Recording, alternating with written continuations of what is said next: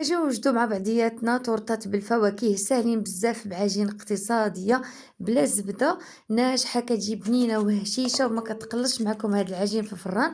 غادي نحتاجو فيها بيضة وحدة مع قشرة تاع الليمون نخدموهم مع بعضياتهم، نزيدو نص كاس د سكر كلاصي ونخلطو مزيان بيض الخليط، ونزيدو نص كاس ديال الزيت، وغادي نبداو نضيفو النواشف اللي هما معلقة كبيرة تاع المايزينا، جوج كيسان ديال دقيق الفرص يكونوا ما عامرينش، مع نص معلقة ديال الخميرة ديال الحلويات. العجين كتجينا رطبه كتلتصق في اليدين، غادي نخليوها ترتاح شويه على جنب.